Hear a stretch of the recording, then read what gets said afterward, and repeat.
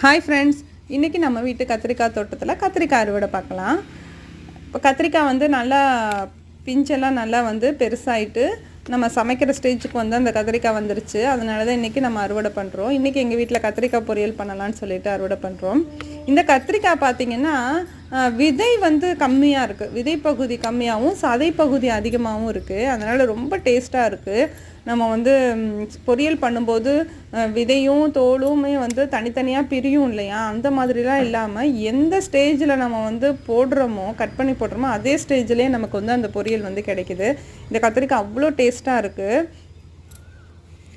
Friends, இது வந்து ஆடி மாதம். இந்த ஆடி மாதத்தில் வந்து நீங்களும் உங்ககிட்ட ஒரு சின்ன ஒரு பிளேஸ் இடம் இருந்தால் கூட, ஒரு தோட்டம் இருந்தது அப்படின்னு சொன்னால் கத்திரிக்காய் விதைகளை இது மாதிரி தூவிடுங்க. மெயின்டெனன்ஸ் வந்து இதுக்கு ரொம்ப கம்மி தான். மார்னிங்கும் ஈவினிங்கும் வந்து தண்ணி ஊற்றினாலே போதும்.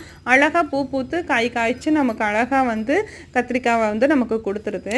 இந்த கத்திரிக்காய் பார்த்திங்கன்னா ரொம்ப டேஸ்ட்டாக இருக்குது. விதை பகுதி வந்து கம்மியாகவும் அந்த சதை பகுதி வந்து அதிகமாகவும் இருக்குது.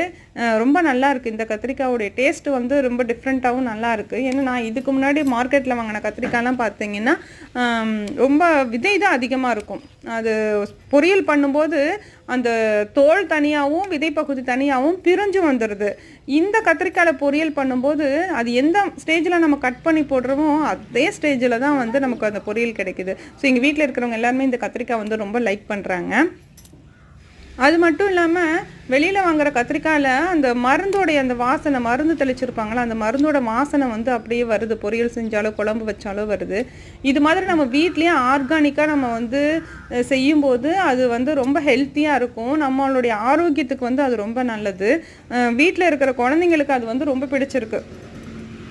இது மாதிரி வீட்டில் நம்ம இன்றைக்கி இந்த குழம்பு தான் செய்ய போகிறோம் அப்படிங்கும்போது நம்ம தோட்டத்தில் போய் உடனே அந்த காய்கறிகளை பறிச்சுட்டு வந்துட்டு நம்ம அந்த சமையலை ஆரம்பிக்கும் போது அவ்வளோ ஒரு ஃப்ரெஷ்ஷாக இருக்குது, ஹாப்பியாக இருக்குது. ஃப்ரெண்ட்ஸ், நீங்களும் இதே மாதிரி உங்கள் வீட்டு தோட்டத்தில் கத்திரிக்காவை போட்டு இது மாதிரி அறுவடை பண்ணி நீங்களும் உங்கள் வீட்டில் சமைக்கணும்னு கேட்டுக்கிறேன். பாய். இன்னொரு வீட்டில் சந்திக்கலாம்.